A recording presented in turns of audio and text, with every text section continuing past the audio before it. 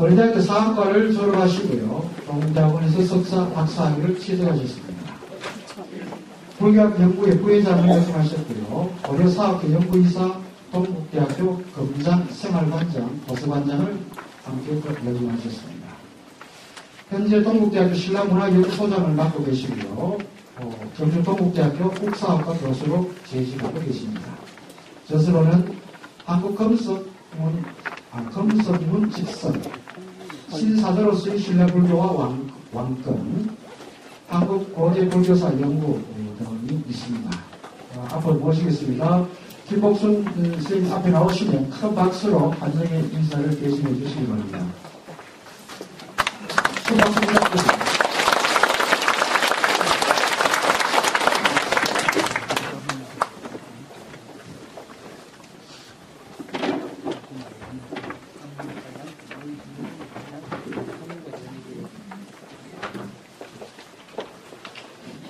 예, 방금 소개받은 동국대학교 국사학과의 김복수입니다.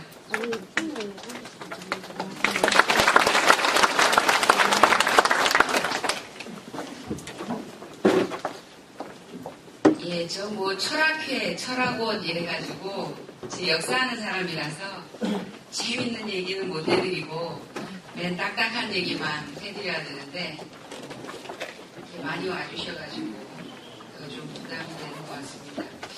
처음에는 그냥 그 강의만 가지고 제가 그냥 이야기식으로 좀 할까 하다가 아무래도 요새는 그 시청각으로 뭘 좀 보시는 게 낫지 않을까 싶어서 그동안 그 사진 찍어놨던 거 몇 개를 좀 모아가지고 심심치 않게 좀 마련을 해보았습니다.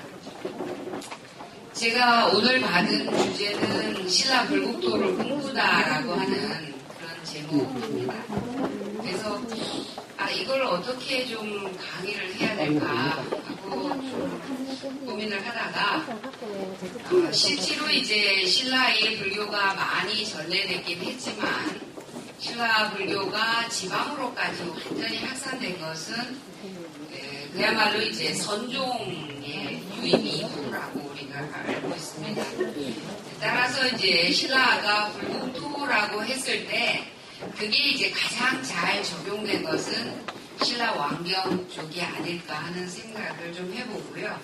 그래서 신라의 중앙정권과 관련해서 왕경을 중심으로 하는 신라 불교에 대해서 좀 말씀을 드리는 것이 좋겠다라고 해서 몇 가지 이제 챕터를 가지고 한번 구성을 해봤습니다. 그 신라의 불교가 전래가 된 것은 좀 사실 오래죠. 왜냐하면 고구려가 372년, 그 다음에 백제가 384년에 각각 공인이 된 거에 비하면 신라가 527년, 한쪽에서는 528년이라고도 하는데요. 어쨌든 그 무렵에 이제 그 불교가 공인이 되기 때문에 두 나라하고의 사이에 약 150년가량의 갭이 있죠. 그러니까 그 사이에 어떻게든지 그 불교가 전래되었거나 알려졌을 가능성은 크다. 이렇게 일을 할 수가 있겠습니다. 그러나 어쨌든 국가에서 공식적으로 그 불교를 공인한 것은 일단 중국이다. 이렇게 말씀을 드릴 수 있을 것 같습니다.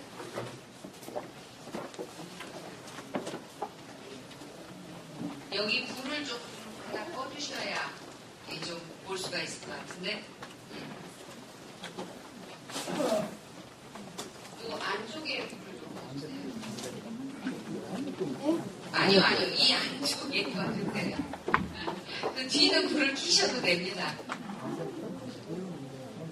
뒷부분은 불을 켜주시고요. 이 안쪽에만 좀 꺼주세요. 예. 여기서 말씀드리는 그 중곡이라고 하는 것은 이제 그 일반적으로 우리가 신라를 얘기할 때 신라 천년이라고 하지 않습니까? 신라 천년이라는 것은 그 BC 57년에 박혁거세가 신라를 건국해서 935년에 멸망할 때까지 992년간을 얘기하는데 이제 김부식은 신라사를 3개로 나누죠. 3대. 그래서 상대, 중대, 하대. 그리고 이제 거기에 일연은 3고로 나누어서 상고기, 중고기, 하고기 이렇게 나눕니다. 거기에서 제일 중요한 게 상대의 불을 여기는 좀 켜주셔야 되는데 여기 너무 깜깜하시네요. 이해됐습니다. 예. 이게 잘 안 되는 모양입니다. 예, 이해하시고 봐주세요. 그런데 그 상대가 다시 상고하고 중고로 나뉘어서 상고기는 그 박혁것에서부터 지승왕까지, 그리고 중고기가 이제 법흥왕에서부터 진덕여왕까지입니다. 그래서 이제 6명의 왕이 있죠. 그래서 이 6명의 왕이 이제 법흥왕, 진흥왕, 진지왕, 진평왕, 선덕여왕, 진덕여왕. 그래서 이제 흔히 이제 불교시 왕명시대라 이렇게 말도 하고 있습니다. 그런데 이 중고기가 바로 신라 왕경에서 불교가 전례가 되면서 상당히 역동적인 변화가 보이는 그러한 그 시기였습니다. 그것은 이제 왕경의 모습 자체가 변하고 있기 때문에 우리가 이렇게 역동적인 시기다 그런 얘기를 많이 합니다. 불교가 이제 수용이 됐을 때 사실 왕실 세력은 매우 환영하는 분위기였지만 부처님 밑으로 들어갈 그 천신을 믿을 귀족 세력들은 크게 좀 반대하는 분위기였다는 건 아마 다 알고 계실 겁니다. 그래서 결국 이제 법흥왕하고 2차돈의 그 순교가 있은 다음에 이제 불교가 공인이 되고 있는데요. 이때 이제 왕경에 있어서의 커다란 변화는 크게 2개입니다.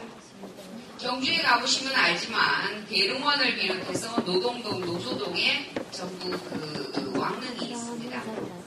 그것은 이제 거의 지승왕까지 신라의 이 중심부, 왕경의 중심부에 커다란 그 능을 썼던 이른바 우리가 고총고분이라고 하는 걸 썼는데 법흥왕이 되면서부터 법흥왕 능부터 외곽으로 나가기 시작을 하는 거죠. 그 외곽으로 나가기 시작하면서 그 빈 공간에 사찰이 들어서기 시작했다는 사실입니다. 이게 사실은 굉장히 큰 일 중에 하나였다라고 생각이 듭니다. 그럼 잠깐 그림을 통해서 그 상황을 좀 살펴보시겠습니다. 이게 이제 그 처음 불교가 전래됐을 때 그 선산에 그 도리사에 있는 모래가가 지금 현재 이렇게 그 일대가 이제 도리사라고 하는 형태로 바뀌어져 있고요.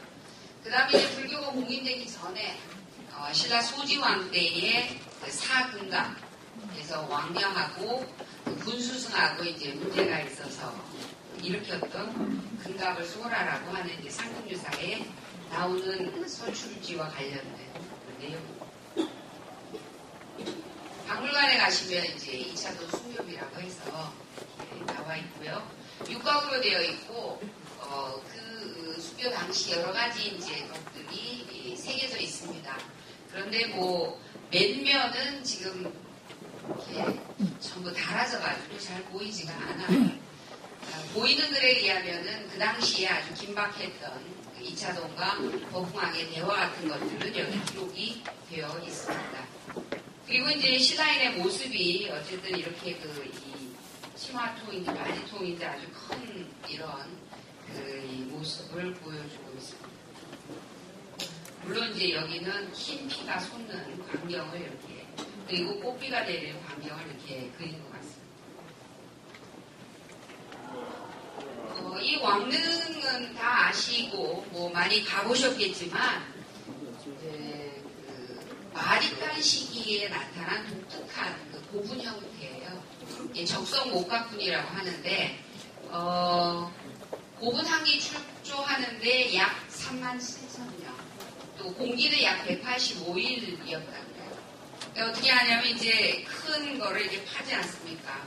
파고 거기에 이제 이렇게 목각을 만들고 그 안에 이제 관을 쓰고 그 위는 이제 이렇게 덮어서 석회칠을 하고 그리고 단단하게 만든 다음에 그 위에 또 돌을 얹고 그 위에 다시 흙을 덮는 그러니까 이제 그 도굴꾼이 이제 근접하지 못하는, 그래서 현재 뭐 우리가 알고 있는 뭐 천마총이라든지 황남대총 같은 것들이 이렇게 보존이 돼 있는 상태라고 하겠습니다.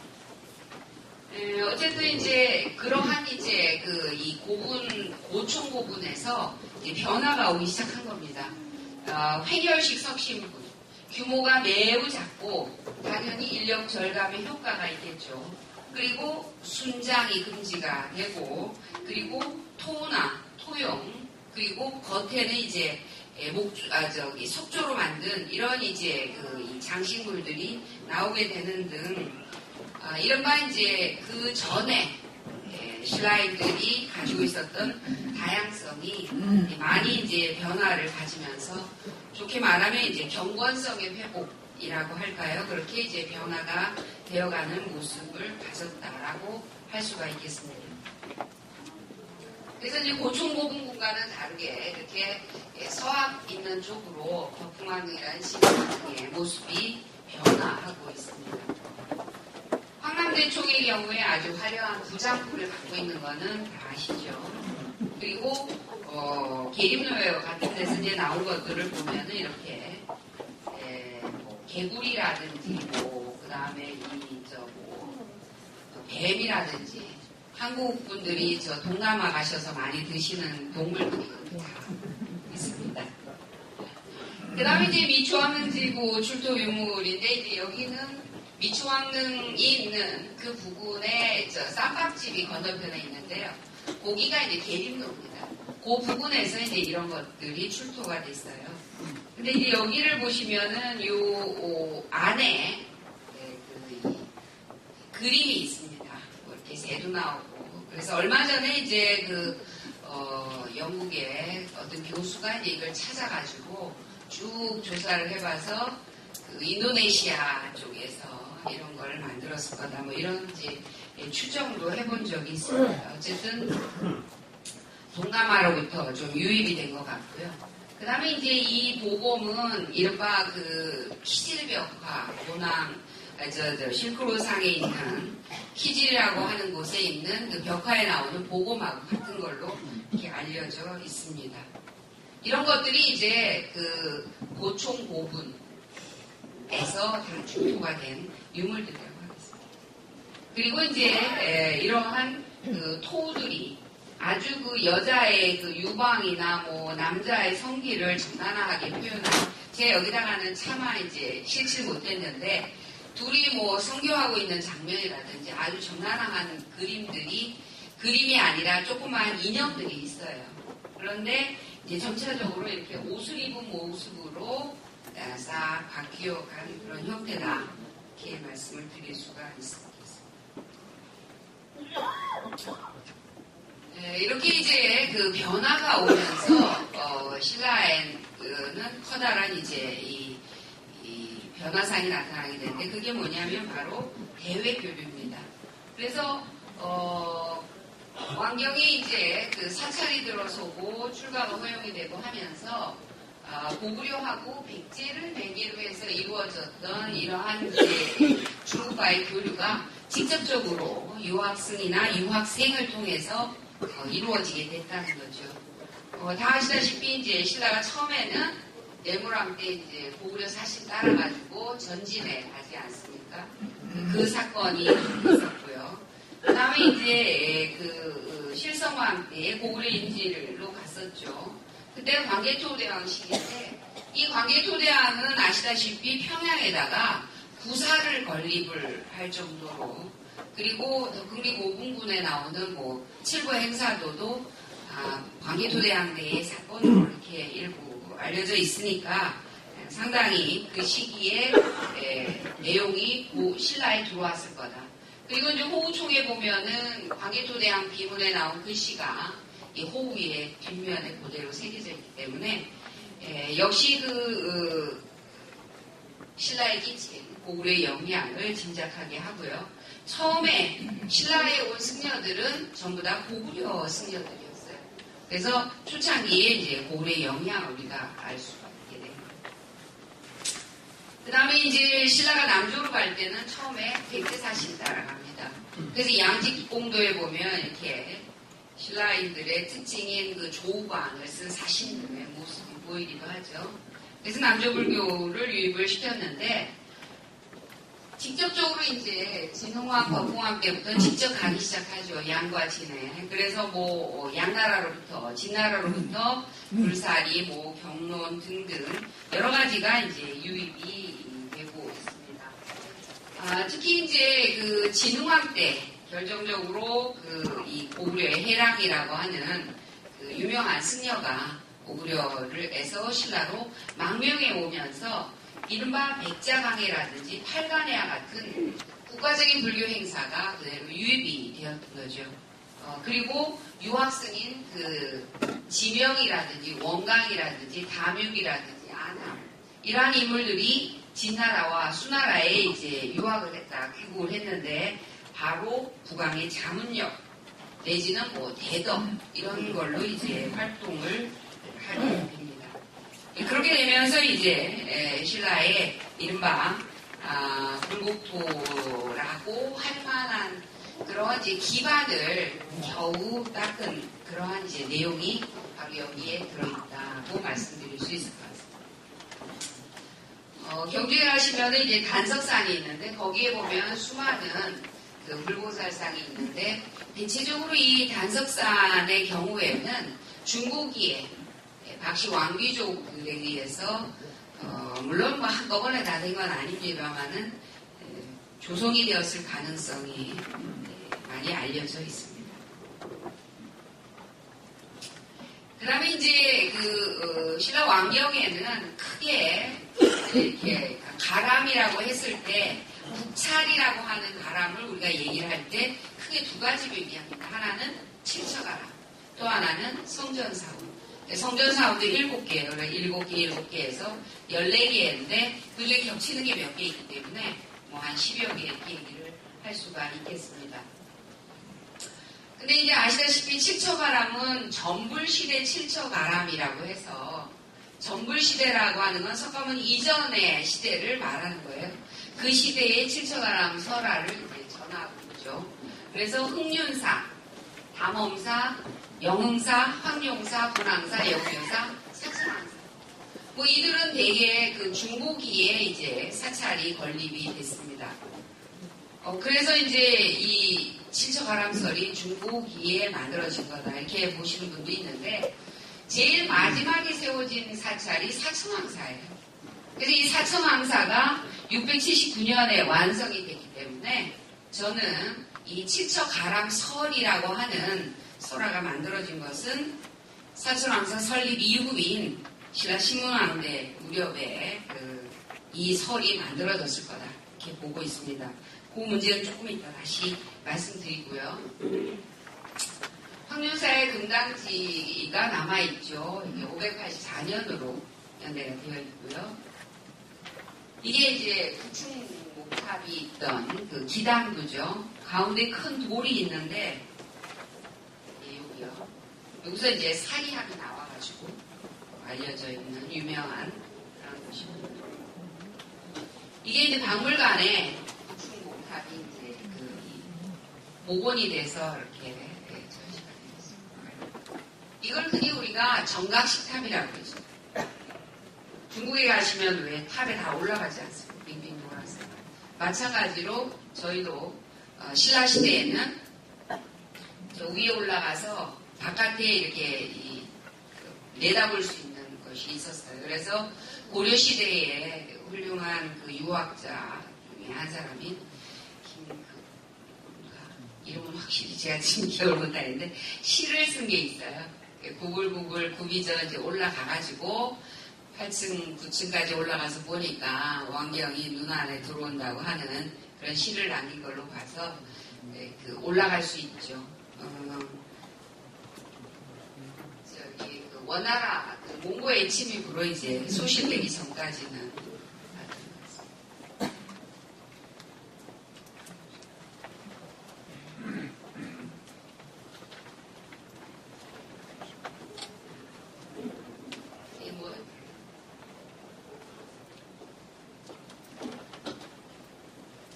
이거를 지금 제가 작동을 잘 못해가지고 잠깐만요.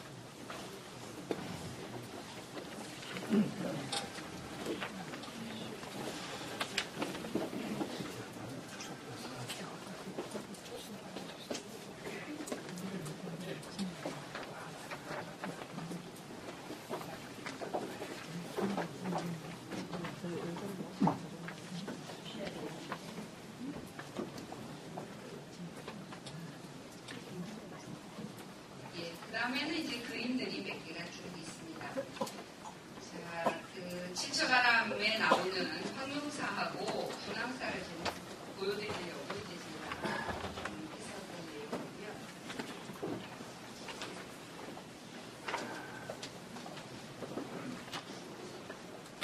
2페이지를 잠깐 하겠습니다.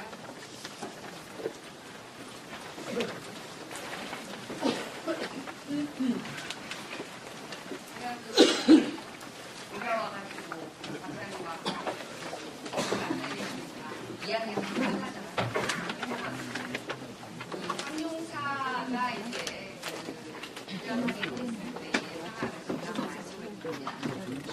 원래 진호왕이 궁궐을 지으려고 했거든요. 그러다가 이제 황룡이 나타나가지고 그래서 마음을 바꿔서 황룡사를 냈다. 우리가 이렇게 얘기를 합니다.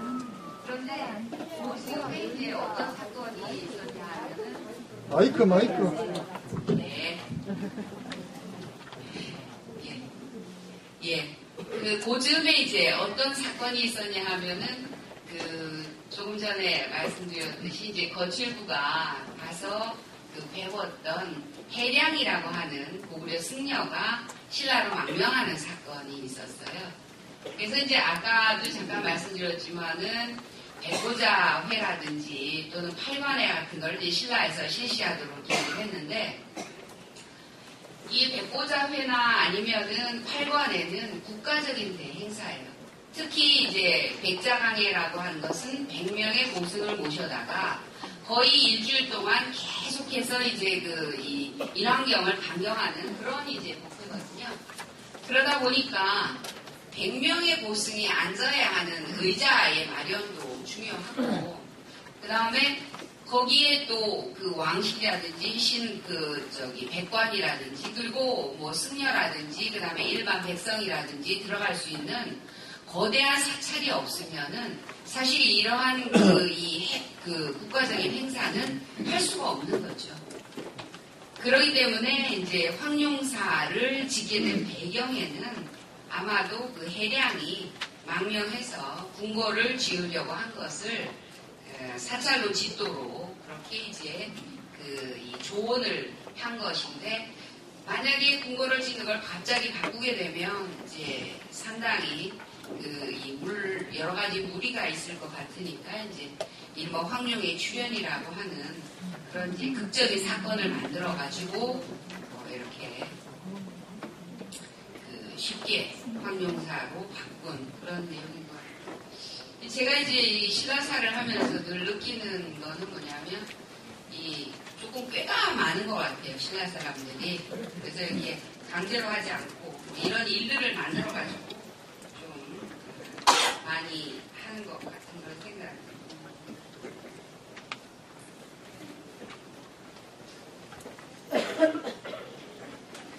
자, 그 다음에 이제 3페이지로 넘어가셔가지고요.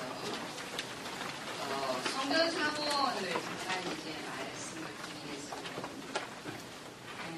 3페이지에 중간에서 쭉 내려오시면은 밑에서 두 번째 단락이요. 거기에 보시면 신라의 성전사원은 왕실이나 또는 국가의 안녕을 기원하는 기도처, 기복처 내지는 국가적인 의례가 행해진 관사예요. 그래서 봉사의 기능이 강조되어 왔다고 했는데, 이건 뭐냐면 국가에서 완전히 관리를 하는 그런 사찰입니다. 그러니까 성전이라고 하는 건 뭐냐면 관리 장소를 말해요. 그러니까 사찰 안에 국가적인 관부가 있는 거예요. 그 사찰을 관리하기 위한. 그래서 이제 국가적인 제사를 여기서 지낸다든지 또 뭐 국가에서 무슨 일이 있을 때 행사를 하는 이러한 이제 곳이 바로 성전 사원입니다.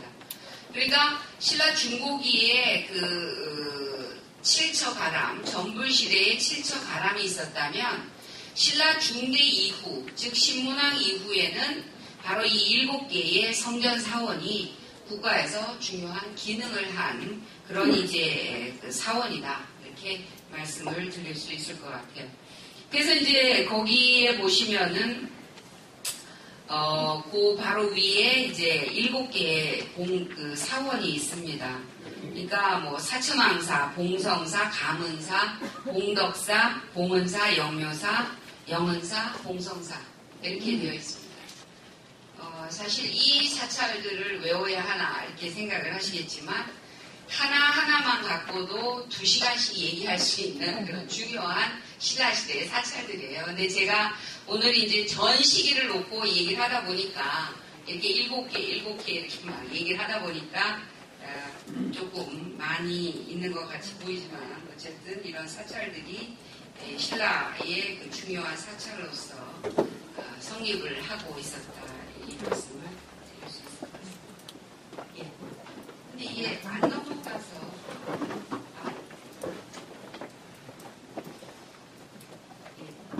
지금 이제 여기는 지난 시간에 노 선생님 말씀하셨다 그러는데 여기가 어디인지 보셨습니까? 예, 왕흥사입니다. 백제. 백제의 경우에 이렇게 배를 타고 들어가서 사찰로 가게 되어 있는 이제 발굴이 돼가지고 이렇게 최근에 알려져요. 반면에 신라의 경우에는 이제 황룡사 탑이 있고 그 탑이 이제 이렇게 그 경주의 탑곡이라는 데 가면 남산에 이렇게 그려져 있습니다. 현재 불타서 우리가 알 수는 없지만 이 탑을 통해 가지고 황룡사 탑이 어떻게 생겼다. 하나는 7층 탑이고 또 이 옆에는 9층 탑이 있어요. 근데 이 상륜부가 굉장히 잘 남아있기 때문에 이걸 통해 가지고 황룡사 9층 탑을 우리가 알아보고 있습니다.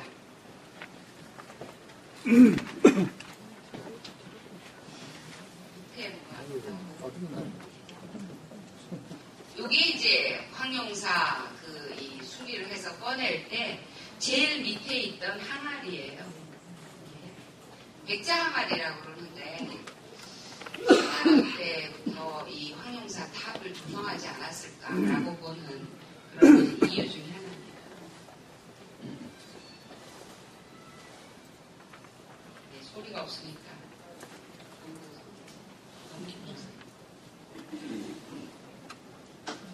넘어갑니까?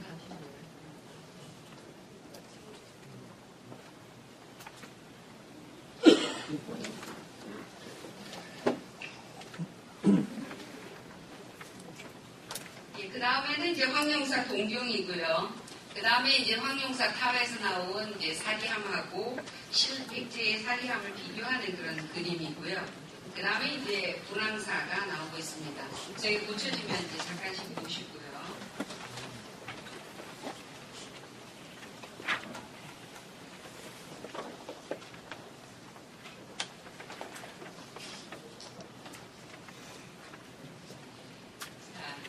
이렇게 여러 사찰들 중에서 그 칠처가람하고 그 다음에 그 성전사원하고 가운데에서 겹치는 사원 가운데 제일 중요한 사찰이 이제 사천왕사입니다.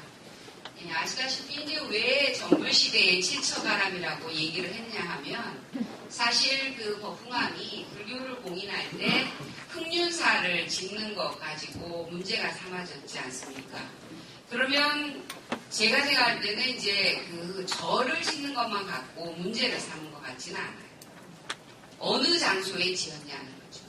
그래서 이제 그 부분에 대해서 뭐 이입의 선생도 그렇고 여러분들이 이제 추단한 거에 의하면 정불시대라고 하는 것은 뭐 수천 년 전, 뭐 3천여 월 뭐 이런 이야기도 있지만 그거보다는 아마도 소도, 그러니까 신라 사람들이 원래의 신앙지였던 그 소도 지역에 아마도 이렇게 7개의 정불시대의 칠처가람이라고 하는 그 사찰을 지었기 때문에 그 지역에 있었던 그 지역을 그 숭배하는 사람들에 의한 어떤 반발 이런 거가 아니었겠냐. 그래서 이제 그걸 명칭을 우리가 정불시대라고 이렇게 붙이죠.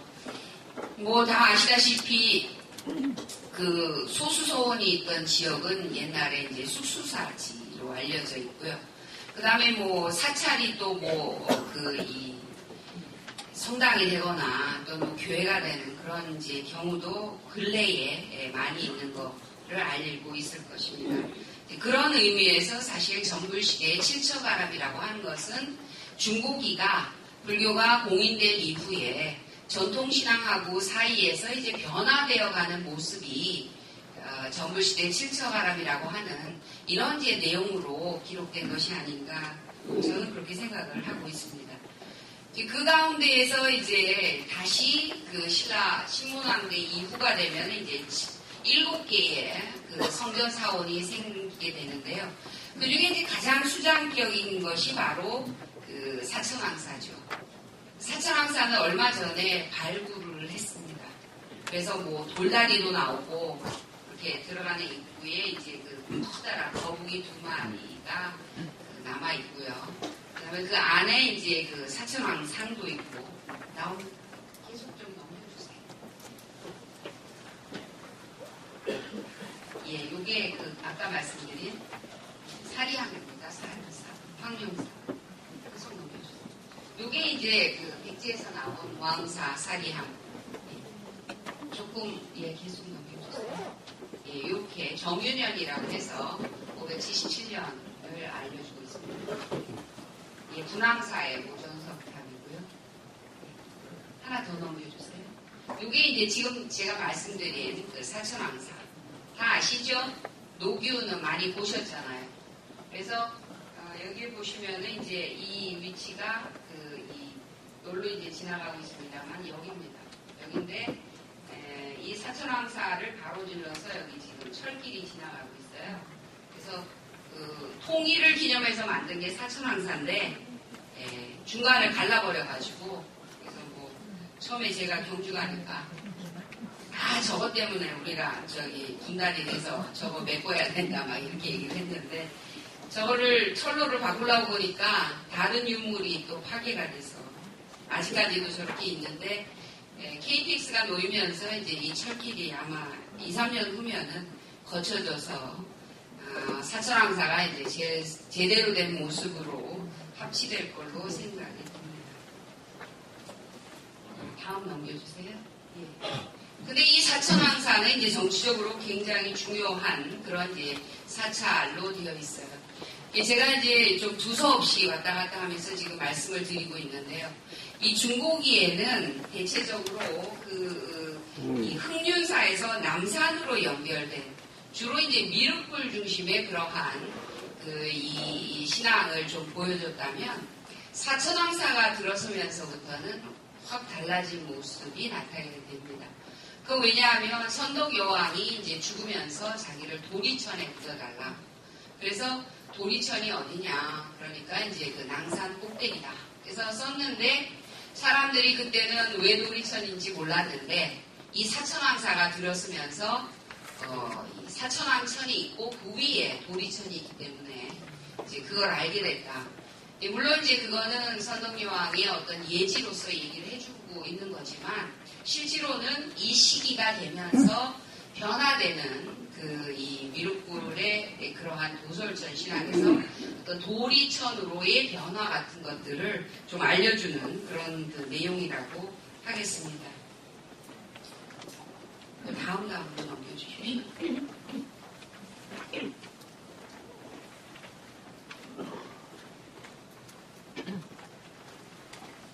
그런데 이제 이러한 이 불교계의 변화와 함께 크게 이제 나타나기 시작하는 게 신라가 통일을 하고 난 다음에 몇 가지 이제 상황이 벌어지게 되는 거죠.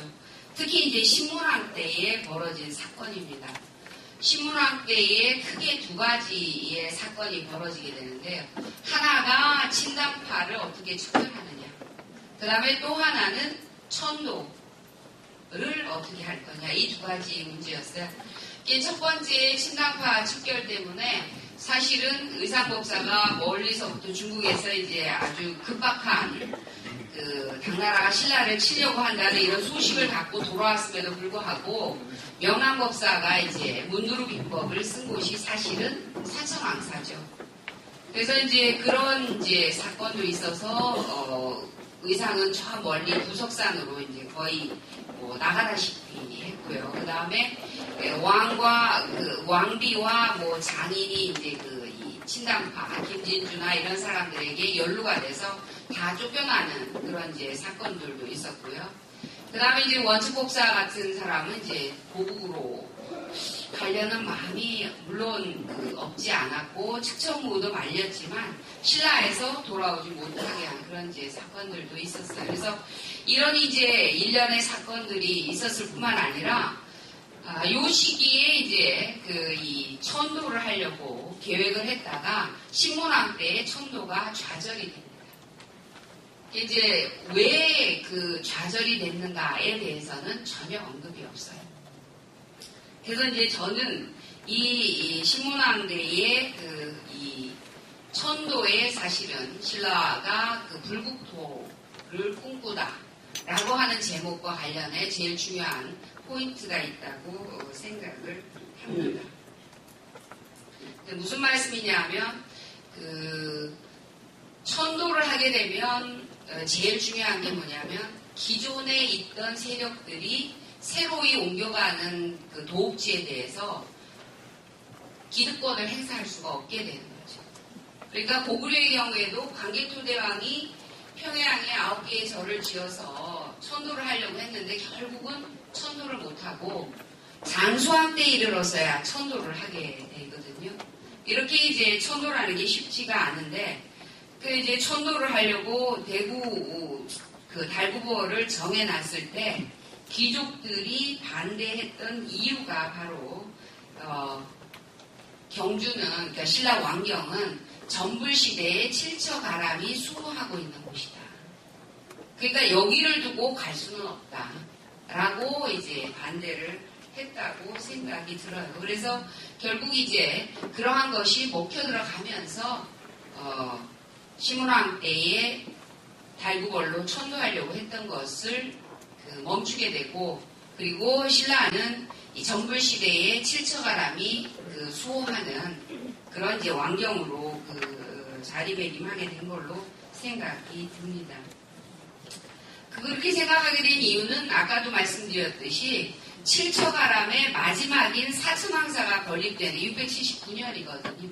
그러니까 결국 이 설이 만들어진 거는 그 이후라고 볼 수밖에 없고, 그 이후면은 신문왕 되고 신문왕 9년에 이러한 사건이기 때문에 저는 한번 그렇게 생각을 해보았습니다.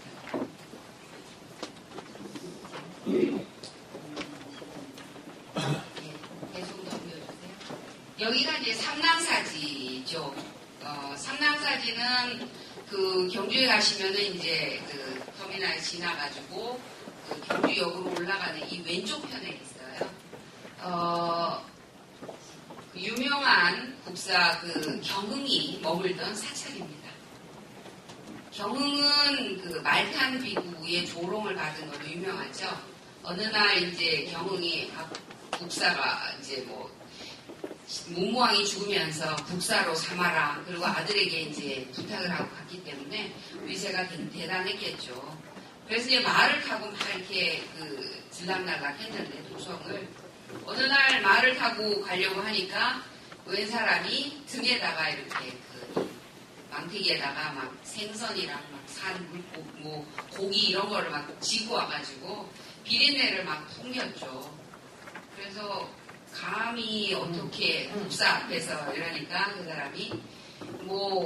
사람이 살도 다리 사이에 끼고 다니는데 이거 죽은 고기쯤이야 어떻겠는가 하고 이제 조롱한 내용이 이제 삼국유사에 보이죠. 그래서 이제 그러한 일도 있었고, 그 다음에 분명히 문무왕이 국사로 삼아라 그랬는데 신문왕이 국사로 삼지 않고 국노로 삼고 있어요. 국노라고 하는 거는 국사보다는 다 아래 단계예요. 그러니까 늙을 노자 써서 이제 어르신으로 이렇게 대접한다는 그런 뜻이니까 국가의 스승이라는 의미하고는 완전히 다른 거죠. 그래서 이제 이 경흥이 병이 나가지고 그 절에 틀어박혀서 이제 나오질 않으니까 그때 이제 뭐 11명 간음의 모습을 한 누가 이렇게 나타나서 뭐 이렇게 재밌게 춤을 추고 웃겨줬다고 하는 그런 이제 기사가 쭉 연결이 돼 있습니다. 결국 이거는 친당파들, 당나라와의 관계가 좀 된 인물들은 그 당시에 크게 맥을 추지 못했다라고 하는 것을 이제 보여주는 그런 이제 얘기이고, 바로 지금 현재 이 삼랑사는 이 당간지주만 남아서 그 이야기를 전해주고 있습니다. 굉장히 가보시면 알지만 성곽이 아름답게 되어 있습니다. 근데 뭐 아직 제대로 발굴이 안 된 거죠. 예, 여기가 이제 그 대한사 탑이죠. 중국에 가보셨죠? 중국의 서안에 가면 이제 대한사 탑이라고 있는데요. 여기는 중국의 제일 유명한 현장법사가 와서 머물던, 그리고 역경을 하던 그런 지역입니다. 바로 이 현장법사가 쓴 역경책들이 이 시기에 이제 그 신라로 많이 들어온 그런 이제 내용입니다. 예, 그 현장법사의 그 제자 중에 아주 유명한 제자가 원측법사죠.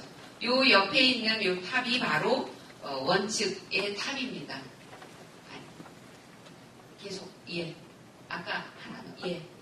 그래서 이제 중국에 가시면 서안에 흥교사라고 하는 절이 있는데, 거기에 측사탑 해가지고 원측의 탑이 있습니다.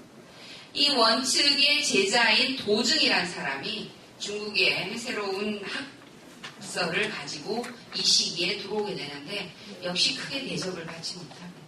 그래서 이러한 것들이 이제 그 당시에 시문왕대의 어떤 상황을 잘 보여주는 거다라고 얘기를 할 수가 있게 돼요.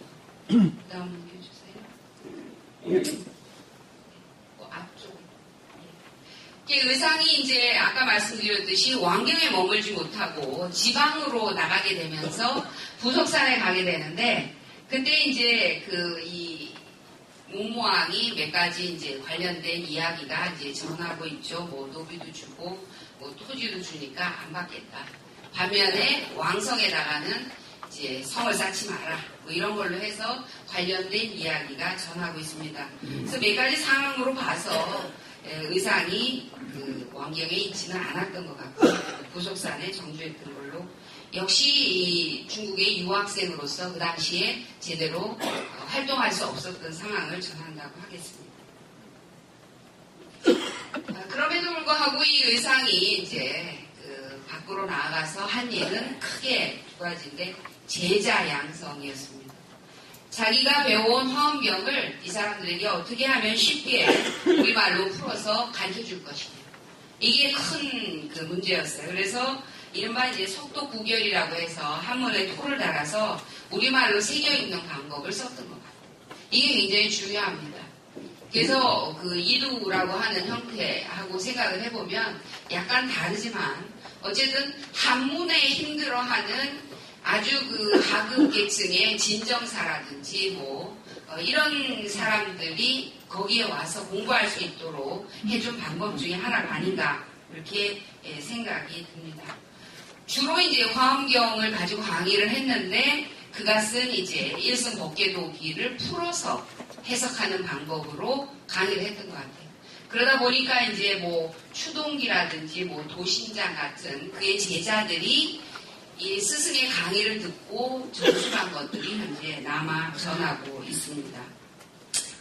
또 한편에는 이제 관법의 수행이라고 해서 경만 수행하는 게 아니라 그 산속의 높은 곳에 그 이렇게 굴을 찾아가지고 거기에서 관법이라고 하는, 요새 말로 하면 뭐 참선 수행 같은 거겠죠.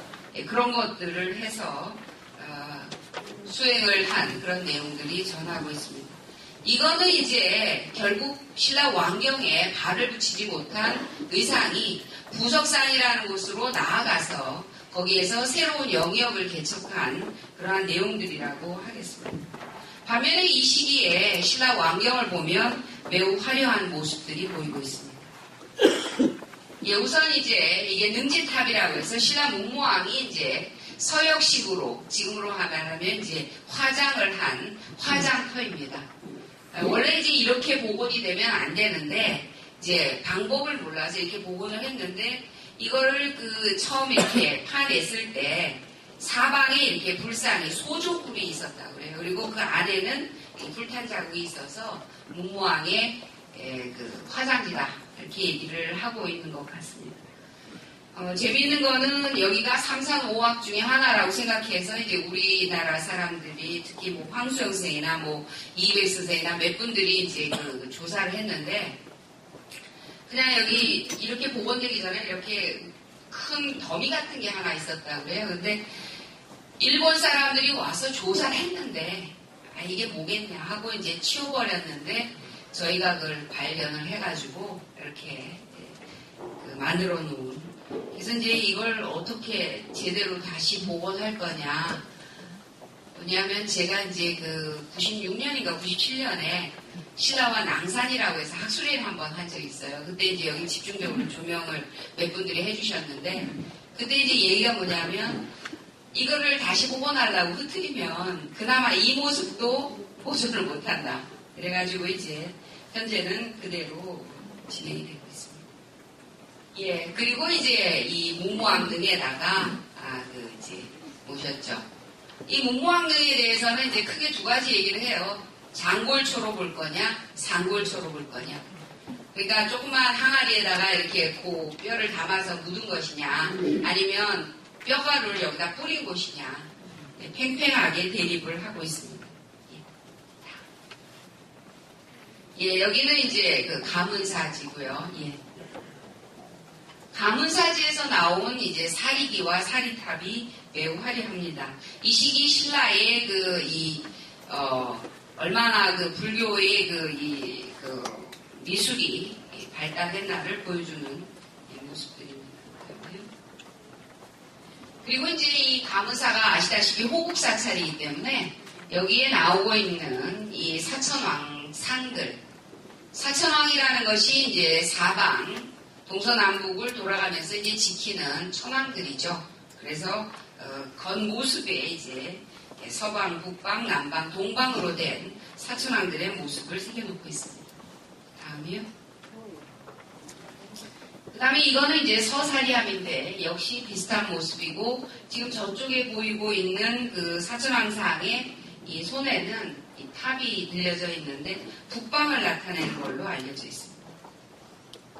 예, 이거는 이제 아까는 동쪽에서 나온 거, 이 서쪽에서 나온 건데 여기에는 주로 이 악기를 연주한다든지 하는 상들이 이렇게 사방에 둘러져 있고 매우 정교하게 되어 있습니다. 예. 그래서 이제 귀족들이 이렇게 천도를 맡고 칠처가람을 이제 주장을 했던 거죠. 그리고 이제 지금 제가 쭉 말씀드린 내용들이 있습니다. 그래서 전세 때부터 아주 깊은 불교와의 인연이 있는 왕경 때문에 이 칠처가람을 버리고 천도할 수 없다. 이렇게 됐다고 생각합니다. 이러한 주장을 한 중심에는 누가 있었겠는가? 거기에는 대체적으로 이 명랑계통의 승려들, 특히 구유식을 배경으로 하는 구귀족들이 있었다. 이렇게 생각이 드는데요. 명랑은 삼형제입니다. 그래서 제일 큰 형이 국교대덕이고요. 그 다음에 둘째 형이 의한대서성, 그리고 이제 명랑법사입니다. 그리고 이제 난감부인이라고 하는 어머니, 그 다음에 난감부인의 동생이 자장법사. 그러니까 이 전부 같은 집안이에요. 그래서 남산에 가면 난간사 당간지주라는 게 있을 겁니다. 그게 아마 이제 난간 부인하고 관련된 사찰이 아닐까 그렇게 보고 있고요. 또 일부에서는 이제 이 명랑법사가 금강사를 세웠다. 그래서 아까 보여드린 탑곡 그 부분에 이제 금강사를 세우지 않았겠느냐. 이런 이제 미술사에서는 그런 내용들도 얘기를 하고 있습니다. 그런데 이제 이들이 말하는 이른바 구유식이라는 게 그럼 뭐냐. 아까 이제 잠깐 중국의 대안탑을 보셨고 현장법사를 말씀을 드렸는데 중국의 역경불교를 얘기를 하면 크게 두 가지로 갈라집니다. 그러니까 현장법사가 역경을 한 이후의 거를 다 신유식이라고 이렇게 얘기를 하고요. 현장법사 이전에 번역을 한 거를 다 구유식이라고 얘기를 합니다. 그러니까 우리가 알고 있는 뭐 구마라즘이라든지 뭐 진제라든지 이런 사람들이 번역한 내용들은 다 구유식이에요. 그리고 현장법사 이후에 나온 것을 신유식이라고 하는데 이게 이제 그 신라로서는 굉장히 중요한 내용입니다. 무슨 내용이냐면 자장법사가 당나라에 간 게 638년이거든요. 638년에 갔다가 돌아오는 시기가 언제냐면 643년입니다. 자장법사가 643년에 돌아오면서 뭘 가져오냐면 뭐 불상 뭐 이런 거 많이 가져오지만 그중에 제일 중요한 게 뭐냐면 대장경을 완지를 가지고 와요. 근데 그 대장경 완질이 바로 구유식 계통의 전부 그런 불경이에요. 그러니까 사실은 신라가 원광법사고 자장에 의해서 그 구성되어지고 그 기반이 놓아졌다면 신라의 그 불교의 바탕은 구유식이라고 할 수가 있는 거죠. 그리고 643년에 돌아오고 난 2년 후에 현장법사가 인도에서 돌아오거든요. 이런 것들이 이제 신라 불교가 갖고 있는 하나의 특징이다. 이렇게 말씀을 드릴 수가 있어요. 그리고 이제 이들이 갖고 온 것 중에서 제일 유명한 게 뭐냐면 양론이라는 거예요. 양론이라는 건 뭐냐면 섭대승론이라고도 하는데 섭대승론이라고 하는 것은 구유식의 개설서예요. 그래서 전체적인 윤곽을 다 설명하고 놓고 있는 그런 내용이라고 할 수가 있습니다. 근데 재미있는 거는 이 현장법사가 인도를 가가지고 막 굉장할 때 신라 사람들도 인도를 많이 갔습니다. 그게 삼국유사에 나오는 귀축제사예요. 귀축제사라는 건 뭐냐면 천축에 간 여러 이 법사들이라는 뜻이거든요. 한 10분 정도 나오는데 그 중에 한 9명이 신라승들이에요.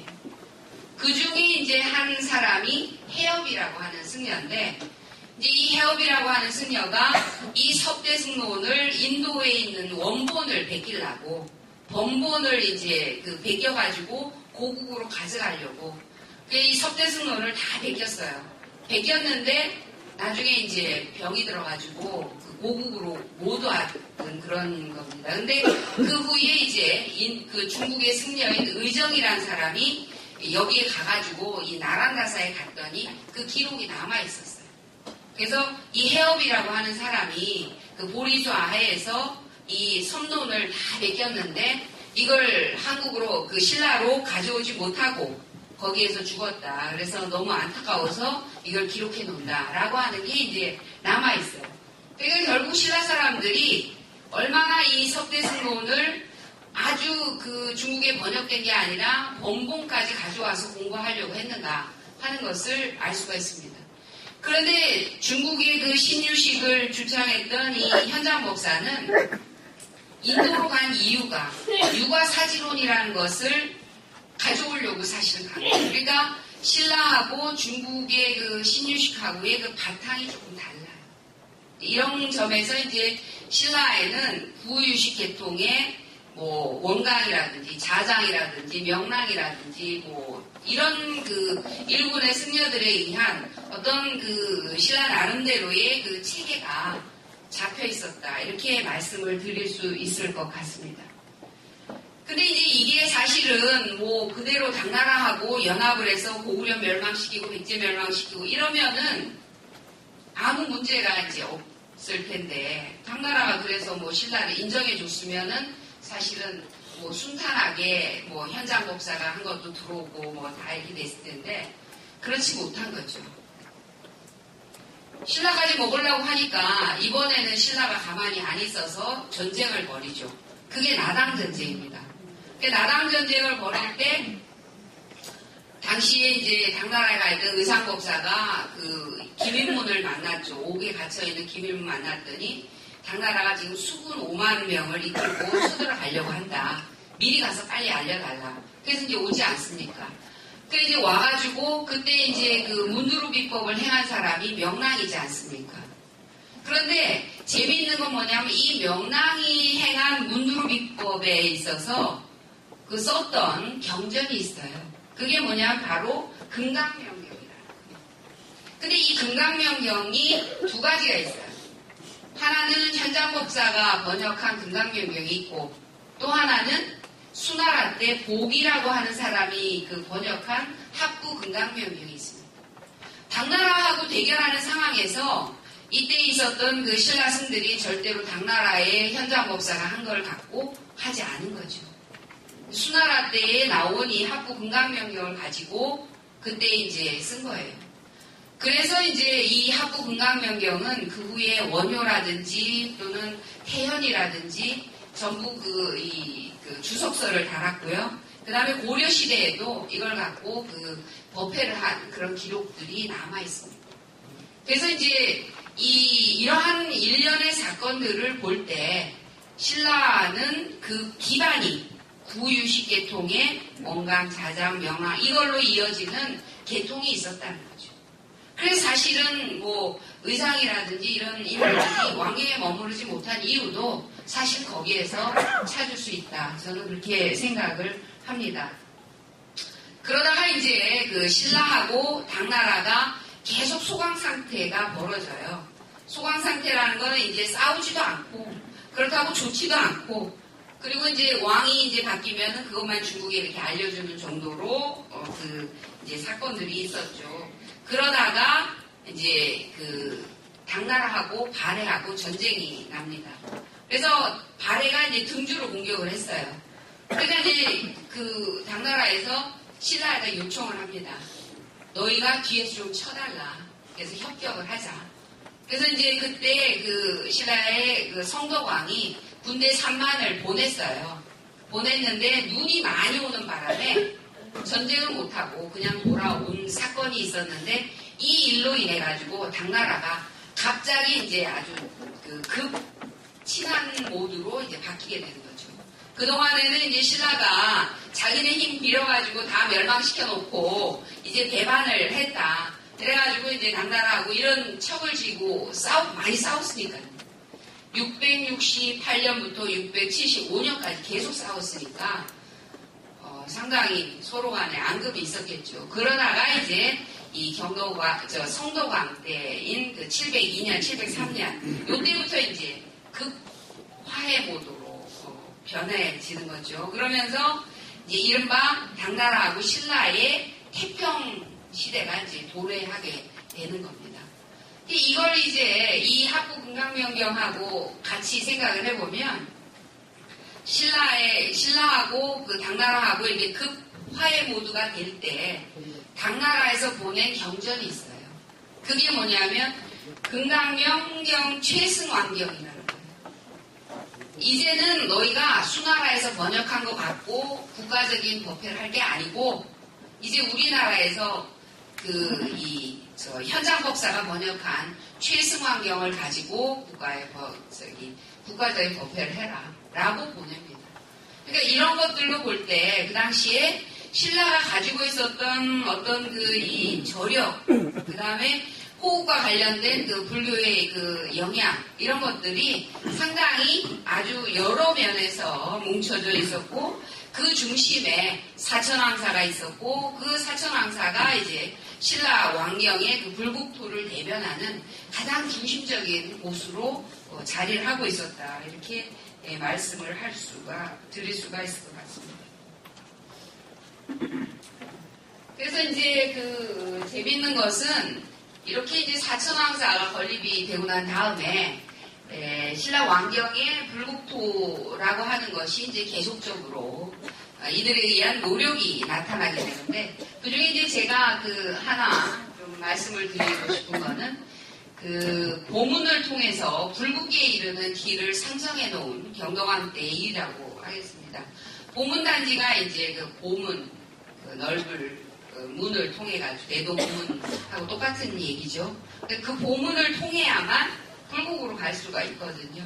그래서 그 보문단지를 거쳐서 불국사로 가는 이러한 것들이 사실은 신라가 왕경에 어떤 불국토라고 하는 그런 개념들이 남산이 이제 도솔천이었다면 그 다음에 낭산을 도리천으로 그 다음에 거기에서 다시 이제 보문을 거쳐서 불국으로 가는 이런 모습들을 전부 상정해 놓은 것이 이제 이 경도광대라고 할 수가 있겠습니다. 그래서 대체적으로 신라의 불국토는 신라 중고기부터 시작을 해서 수많은 우여곡절을 거쳐서 경도광대에 이르르면 어느 정도까지 완성된 모습을 보이고 또 태평성대라는 걸 보이기 위해서 이 사방불 같은 게 막 그냥 출현하는 것처럼 이런 것들을 이제 연출을 하기도 한다고 생각이 듭니다.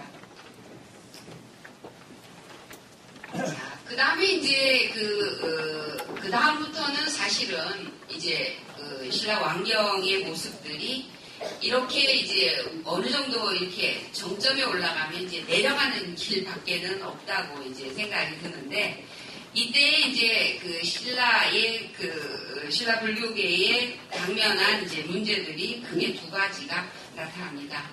이제 하나는 이제 화엄종의 경우에는 이제 지방으로 나왔기 때문에 별 문제가 없는데 진표에 의한 법상종이 굉장히 센세이션을 일으켜요, 경도광대에. 그래서 금산사부터 시작해서 법주사로 해서 저 위에 이제 강릉까지 이렇게 연결되는 이 라인을 형성하면서 엄청난 사람들이 거기에 매몰되죠. 그래서 이제 경도광이 불러가지고 사찰직을 이제 재물도 주고 그 다음에 왕과 왕실 사람들이 계를 받는 그리고 이제 자기의 손자뻘에 해당되는 심지라고 하는 왕자를 여기다 출가를 시키죠. 그래서 이 법상종을 신라 왕실과 연계를 해서 신라의 영역 내에 포용을 하는 그런 모습들을 보여주게 됩니다. 거기에서 이제 경도광의 두 부인이 있었어요. 산모 부인하고 만월 부인. 이제 산모 부인하고 만월 부인이 이제 이때 경쟁적으로 불사를 벌입니다. 산모 부인 쪽에는 산모 부인하고 관련된 자기네 이제 이 세력들이 있었고 만월 부인은 김대성이라든지 그 다음에 표본대덕과 같은 이런 이제 뒤에 배경들이 있었고 산모 부인 쪽은 김의정이라든지 또는 영기법사 이런 이제 그래서 아주 두 파가 경도광대가 되면 이게 쫙 갈립니다. 그래서 산모 부인 쪽이 주로 했던 것은 황룡사의 지금 성덕대왕 신종의 4배가 되는 황룡사 대종을 만들고요. 그 다음에 이 영기법사는 지방에다가 이제 화엄경 사경을 또 하기도 하고 하는 이런 것들이 이제 벌어지게 되고 반면에 이 만월 부인 쪽은 김대성이나 또는 표운대덕하고 관련해가지고 불국사, 석굴암을 창건을 하는 이런 이제 모습들이 보이는데 그 과정에서 갑자기 이제 석굴사에 신림이라고 하는 사람이 주지로 와요. 그래서 그 문제에 대해서 이제 저는 아마도 이 영기법사하고의 대항마를 찾기 위해서 의상계통의 부석 적손으로 나오는 부석사의 이 의상의 제자, 제자라고 생각이 드는데 되는 인물을 끌어들인 게 아닌가 이렇게 생각을 했습니다. 넘겨주세요.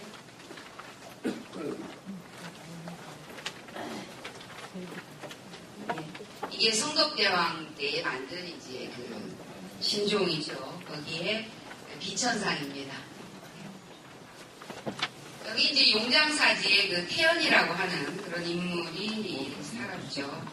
이 태연이라는 인물은 굉장히 도력이 강했던 것 같아요. 그래서 국사로 임명된 인물입니다. 제가 시간을 얼마나 더 쓸 수 있죠? 네. 그래서 그냥 너무 많은 얘기를 지금 못 드릴 것 같아서 조금 넘어가겠습니다. 예. 계속 아니요. 예. 이제 신라 하대가 되면은 이제 다시 변화가 되는데 사찰이 이제 많이 세워집니다. 예. 넘어주세요. 아시는 바와 같이 이제 창림사지라든지 부장사지 같은 게 만들어지고요. 예. 그 다음에 이런 이제 불상들이 계속 만들어집니다. 주로 약사불. 예. 그리고 이제 당나라에서 회창폐불이라는 게 뭐냐면 중국에는 불교가 너무 성하면 국가에서 불교를 완전히 폐지를 시켜버려요. 그게 폐불입니다. 이게 841년에서 846년 당나라 무종의 그 연호인 회창을 써가지고 회창년간에 폐불이 됐다 해서 회창폐불이라고 하는데 이때 약 4만 개의 그 절이 다 없어지고요. 그 다음에 20만 명이 환속이 돼요. 그래서 이제 외국의 승려들은 다 본국으로 돌아가게 합니다. 이 사건 때문에 사실 이 이후로는 계속 신라의 선사들이 돌아오는 러쉬를 이루게 되는 거죠. 그래서 신라의 이제 선종이 그것 때문에 쭉 번성하게 된 그런 내용이라고 하겠습니다. 예. 그래서 이제 수많은 그 승려들이 신라에 돌아왔지만 아까도 말씀드렸듯이 신라에는 이미 이 유식계통의 승려들이 자리를 꽉 잡고 있었기 때문에 선사들이 그렇게 와도 제대로 못 있어요. 며칠 있다 다 이제 자기 있는 절로 산으로 가버리고 그리고 신라에서 제일 유명한 게 이제 아까 말씀드린 백고자 법회인데 이 백고자 법회에 선종의 승려들이 참여하는 게 신라 말에 가서 경명왕 때 가서야 겨우 되는 그런 이제 양상을 보이고 있습니다. 예, 계속 넘어가 주세요. 예, 예, 예, 예, 예, 예.